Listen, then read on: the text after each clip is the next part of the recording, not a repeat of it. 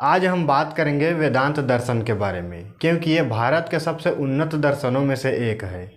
भारत में दर्शनों को दो तरह से कैटेगराइज किया गया है। पहली कैटेगरी है आस्तिक दर्शन की और दूसरी कैटेगरी है नास्तिक दर्शन की। आस्तिक दर्शन में हमारे 6 दर्शन आते हैं: न्याय, वैशेषिक, सांख्य योग, मीमांसा और वेदांत। लेकिन देखो, किसी भी दर्शन को जब हम समझना शुरू करते हैं तब दर्शन तो ऐसे बहुत बड़ा होता है, उसको हम ऐसे थोड़े देर में या फिर कुछ वीडियो में, कुछ किताबों में तो हम उसको संकलित कर नहीं सकते हैं। लेकिन जब भी हम किसी दर्शन को समझना चाहते हैं तो उसके लिए एक छोटा सा चीज़ होता है जिसको जब हम समझ लेते हैं तो हमें पूरा का पूरा जो दर्शन है उसका जो कोर है वो समझ में आ जाता है। और वो चीज़ होता है कि दर्शन किस चीज़ को आखिर प्रमाण मानता है। हर दर्शन की जो आत्मा होती है वो होता है उसका प्रमाण। तो इस वजह से आज हम वेदांत दर्शन के प्रमाण को समझेंगे, और जैसे ही हम प्रमाण को समझेंगे तब जा कर के हमें समझ में आता है कि आखिर वेदांत दर्शन आखिर में कितना जटिल है और कितना स्पेशल तरीके से बनाया गया है। अब यहाँ पर एक और मैं इंटरेस्टिंग चीज़ मैं तुमको बताना चाहूँगा कि देखो, हम लोग अक्सर भारत में ऐसा जोड़ देते हैं या फिर ऐसा कहा जाता है कि जो दर्शन है, जो आस्तिक दर्शन है, वो सारे जो वेद हैं वहाँ से निकले हैं। लेकिन यहाँ पर एक बहुत बड़ा प्रॉब्लम है कि जो वेद है ना, वो दर्शन को दरअसल शुरुआत करने की जो मिनिमम रिक्वायरमेंट होती है उसको पूरा नहीं करते हैं। तो यहाँ पर चीज़ें दो कैटेगरी में बटी हुई है। एक है वेद पंडित और दूसरे हैं तार्किक लोग। दर्शन को अक्सर जो तार्किक लोग होते हैं समाज में वो लोग रचते हैं, और जो लोग वेद को मानने वाले तार्किक जो वेद पंडित हैं वो कभी वेद की रचना कर नहीं सकते, यानी कि वेद की नहीं, दर्शन की रचना कर नहीं सकते हैं। तो यहाँ पर एक बहुत बड़ा खेल आता है, जो खेल हमेशा से चलेगा कि जो धर्म होता है, धर्म यानी कि जो मान्यतावादी जो लोग होते हैं वो लोग, जो तार्किक लोग होते हैं, उनकी सारी जो खोज हैं, जो भी उनका आधुनिक ज्ञान हो गया फिर समकालीन ज्ञान हो गया, उन सब को चोरी कर करके अपने अंदर समाहित करते जाते हैं। ये जो ट्रेडिशन है वो तुमको आज भी बड़े ही आसानी से दिख जाएगा, है ना। तो ये ट्रेडिशन ऐसा नहीं है कि वो सिर्फ आज है, वो ट्रेडिशन हमेशा से रहा है। हमको ऐसा लगता है जैसे कि वेदांत दर्शन, न्याय दर्शन, वैशेषिक दर्शन, ये सब आस्तिक दर्शन है, ये सब वेद से निकले हैं। नहीं, वेद में ऐसी काबिलियत ही नहीं है कि वो दर्शन को उत्पत्ति दे सके, उसको रचना कर सके, उसको स्थापित कर सके। वेद तो मान्यता पे चल रहा है, वो क्या और क्यों जैसे सवाल करना ही नहीं सिखा रहा है। दर्शन कहाँ से आ जाएगा? दर्शन का जो निर्माण है वो तार्किक लोग कर रहे हैं। इस वजह से हमको अपना जो क्लासिफिकेशन है उसको आज बेहतर तरीके से करने की ज़रूरत है, और उसको हम बेहतर तभी कर सकते हैं जब हम हर दर्शन को समझें। तो इसी वजह से आज मैं तुम लोगों को समझाऊंगा वेदांत दर्शन का प्रमाण। ठीक है, तो वेदांत दर्शन का प्रमाण देखो, बहुत इंटरेस्टिंग चीज़ है। यहाँ पर जैसे जैसे समझेंगे, सिर्फ छोटा सा चीज़ है, तुमको बहुत मज़ा आएगा। आज हम बात करेंगे वेदांत दर्शन की, है ना, वेदांत दर्शन और उसके प्रमाण। जैसे हम प्रमाण को समझ लेंगे सारी चीज़ें क्लियर हो जाएंगी। वेदांत दर्शन में 6 तरह के प्रमाण माने जाते हैं। कौन कौन से? प्रत्यक्ष, अनुमान, उपमान, शब्द प्रमाण, अर्थापत्ति और अनुपलब्धि। लिखते हैं एक एक को। सबसे पहले देखो, सबसे पहले आएगा प्रत्यक्ष प्रमाण। प्रमाण का मतलब वैसे समझते हो? प्रमाण का मतलब होता है हम कैसे हम अपने ज्ञान को आगे बढ़ाएंगे, हम सीखेंगे, उसका तरीका क्या होगा सीखने का प्रोसेस में। सबसे पहले देखो 2 प्रमाण हैं, एक है प्रत्यक्ष और एक है अनुमान। अनुमान प्रमाण, ये दोनों क्या है? सबसे पहले तुम किसके ऊपर भरोसा करो? जो तुमने देखा, जो तुमने सुना, जो तुमने महसूस किया, जिसका तुम्हें प्रत्यक्ष अनुभव हुआ है, वो क्या है? वो तुम्हारे लिए सबसे प्राइमरी रिसोर्स है अकॉर्डिंग टू वेदांत। ठीक है, क्या है? जो भी तुमने प्रत्यक्ष रूप से जाना है अपनी 5 इंद्रियों से, है ना, अपनी 5 इंद्रियों से जो तुमने प्रत्यक्ष रूप से जाना है वो क्या है? वो तुम्हारा प्रत्यक्ष प्रमाण है। इसको तुम कोर समझो। अब अगला स्टेज क्या है कि हम हर चीज़ को तो नहीं देख सकते हैं, है ना, हर चीज़ को हम नहीं देख सकते हैं, नहीं अनुभव कर सकते हैं। तो वहाँ पर क्या चीज़ आएगा? अनुमान। हम क्या करेंगे? हम अनुमान करेंगे। जैसे कि हम देख रहे हैं क्या कि बाहर बारिश हो रही है। अब हम अनुमान क्या कर सकते हैं? बारिश हो रही है तो बाहर गीली मिट्टी मिलेगी, कुछ खड्डे मिलेंगे जहाँ पर थोड़े थोड़े पानी भरे हो सकते हैं। इस तरीके की चीज़ें हम क्या कर सकते हैं, अनुमान। ये अनुमान कहाँ से निकलता है, ये अनुमान निकलता है हमारे पिछले अनुभवों से, जो हमने आज से पहले देखा है, सुना है, समझा है, उन सब का जो हमारा कम्युलेटिव ज्ञान है, वहाँ से हम क्या करते हैं, उसके आधार पर कोई अनुमान निकालते हैं। मतलब कि अनुमान क्या है, एक चीज़ को देख करके किसी और चीज़ की जो कि होनी चाहिए उसका पता लगाना। तो ये क्या है, ये हमारे ज्ञान का प्रोसेस। यहाँ पर हम अनुमान, इसको हम अनुमान बोलते हैं। अनुमान का क्या काम होता है, अनुमान का क्या काम होता है, जो हमने प्रत्यक्ष अनुभव से जाना उसके आधार पर उससे रिलेटेड जो चीज़ें हो सकती है उसको जानने का प्रयास। तो हम ऐसे ही जानते हैं, ठीक है। अब उसके बाद में क्या आता है, इसके बाद में आता है उपमान। उपमान, उपमान मतलब क्या होता है, नाम में ही जुड़ा है, उपमा से जानना। मतलब कि किसी ऐसी चीज़ जिसके बारे में हम जानते हैं उसकी मदद से किसी ऐसी चीज़ के बारे में जानना जिसको हम नहीं जानते हैं। ये ज्ञान कहाँ पर आएगा, ये व्यक्ति के खुद के अंदर से नहीं आएगा। ये ज्ञान क्या है, ये शेयरिंग नॉलेज है। ये जैसे हम पूछेंगे अपने घर में, मान लो तुम पूछोगे कि देखो मैं शहर जा रहा हूँ, मैंने वंदे भारत ट्रेन तो देखी नहीं है, मैं पहचानूंगा कैसे कि वंदे भारत है।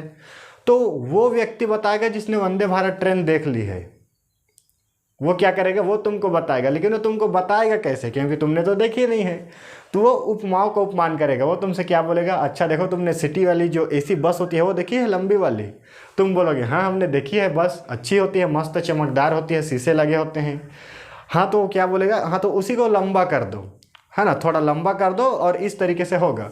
जिन जिन चीज़ों को तुम जानते हो उन्हीं उन्हीं चीज़ों के आधार पर वो एक छवि बना देगा कि देखो ये ऐसी होगी, ऐसी होगी, ऐसी होगी। और तुम जब जाओगे प्लेटफॉर्म में तुम देखोगे कि हाँ ये तो जैसे बताया तो उससे मिलता जुलता है। तब तुम क्या करोगे, पहचान लोगे कि यही क्या है, हाँ यही तो वंदे भारत ट्रेन है। तो ये क्या है, यहाँ पर तुमने किसी चीज़ को समझा उपमा की मदद से, तो इसको हम बोलते हैं उपमान। ध्यान रखना है, पहला वाला क्या है, सेल्फ, ये व्यक्ति के अंदर से आएगा, व्यक्ति का निजी अनुभव है। दूसरा वाला बाहरी व्यक्ति बता रहा है, ठीक है, बाहरी व्यक्ति। अब देखो तीसरा कौन सा है, ये तीसरा हो गया। चौथा कौन सा है, शब्द प्रमाण। शब्द प्रमाण, शब्द प्रमाण किसको बोलते हैं, शब्द प्रमाण का मतलब होता है किसी ऑथेंटिक व्यक्ति के द्वारा कहा गया या फिर किसी ऑथेंटिक किताब में लिखा गया शब्द। अब यहाँ पर एक बहुत बड़ा सवाल उत्पन्न होता है, ठीक है ना, कि आखिर ऑथेंटिक व्यक्ति और ऑथेंटिक किताब हम किसको माने। यहीं पर सबसे बड़ा घालमेल है, जो मैंने पहले तुमको बताया। वो जो वेद पंडित होते हैं ना, वो लोग यहीं पर घालमेल करते हैं। इस वजह से इस चीज़ को आज नोट करके रख लो, उसको हम कभी डिटेल में समझेंगे। अब देखो शब्द प्रमाण का मतलब क्या होता है, कोई व्यक्ति ने तुमको बोला जैसे कि ये वंदे भारत ट्रेन होती है ऐसा, तो क्या है उसकी बात के ऊपर भरोसा करो। और अगर किसी किताब में लिखी है कि देखो वंदे भारत ट्रेन ऐसी होती है, और लिखेगी कैसे उसमें, अगर किताब तुमको बताना चाहती है तो उपमा का इस्तेमाल करेगी कि हाँ वो सिटी बस जैसी होती है, बस उसमें 10-20 डब्बे जैसे लगे होते हैं, सिटी बस जैसा, है ना, 10 सिटी बस को जोड़ दिया जैसे होगा। इस तरीके से उसमें एक डेफिनेशन लिखी होगी, तो तुम उस पर भरोसा करो। अब अगला चीज़, एक और प्रॉब्लम है कि शब्द प्रमाण में गलती कहाँ पर हो सकती है, गलती कहाँ पर हो सकती है, उसको पकड़ने के लिए है अर्थापत्ति।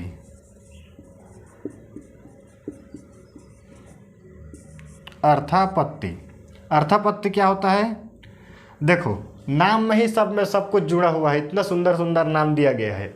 जब अर्थ में आपत्ति हो तब उस चीज़ को नहीं मानना है, ठीक है। किसी के शब्द में या फिर किसी के लिखे में क्या क्या समझना है कि कहीं उसके अर्थ में आपत्ति तो नहीं है। अगर उसके अर्थ में आपत्ति है तो कुछ तो गड़बड़ है। जैसे कि देखो किसी व्यक्ति ने कहा बारिश हो रही है, बारिश हो रही है,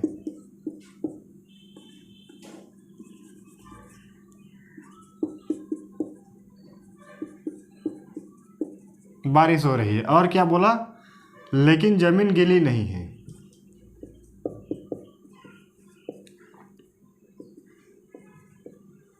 चलो इतना ही लिख देते हैं। लेकिन ज़मीन गीली नहीं है।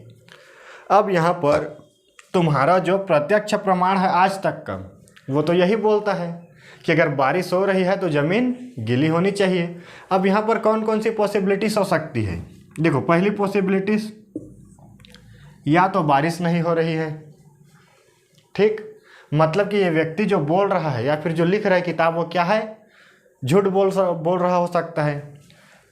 लेकिन बारिश नहीं हो रही है तो लेकिन ज़मीन गीली नहीं है, तो या तो ये हो सकता है कि बारिश हो रही हो लेकिन ज़मीन गीली हो, मतलब को फिर से एक झूठ बोल रहा है। या फिर तीसरा कंडीशन क्या हो सकता है कि यहाँ पर कुछ छुपा हुआ हो जो हमें अभी तक बता नहीं रहा है, जैसे कि हो सकता है घर के अंदर बैठा हो, घर के अंदर या फिर छत के नीचे है, तो बारिश भी हो रही है लेकिन ज़मीन गीली नहीं है। क्यों? क्योंकि छत के नीचे बैठा है। तो ये जो छुपा हुआ चीज़ है, इसको तुम कैसे पता करोगे? इसको तुम्हें पता करने के लिए अर्थापत्ति को समझना पड़ेगा। तुमको स्टेटमेंट में, किसी के भी बोले गए स्टेटमेंट में या फिर लिखे गए स्टेटमेंट में सबसे पहले क्या देखना पड़ेगा कि उसके अर्थों में आपत्ति तो नहीं है। और अगर अर्थों में आपत्ति है तो या तो वो झूठ बोल रहा है या तो कुछ छुपा रहा है। तुमको उस चीज़ को समझना है। जब तक उसको समझोगे नहीं तब तक क्या होगा, तुम सही दिशा नहीं पकड़ पाओगे। अब इसके बाद में अंतिम आता है। अंतिम क्या है? अनुपलब्धि। ये थोड़ा सा अलग टाइप का ज्ञान है, प्रमाण है। ये ज्ञान, इसका जो सटीक एग्जाम्पल है वो अभी तक मैं बना नहीं पाया हूँ कि मैं इसको कैसे समझाऊँ, लेकिन फिर भी देखो, अनुपलब्धि के लिए जहाँ तक मेरी समझ है, इसके लिए क्या है, पहले तुमको जानना होगा। जब तुम जान जाओगे उसके बाद कोई ज्ञान अगर मिसिंग होगा तब तुम उसको पहचानोगे कि हाँ, यहाँ पर ये ज्ञान तो अब मिसिंग हो चुका है या फिर इसको हटा दिया गया, किसी ने छुपा दिया है।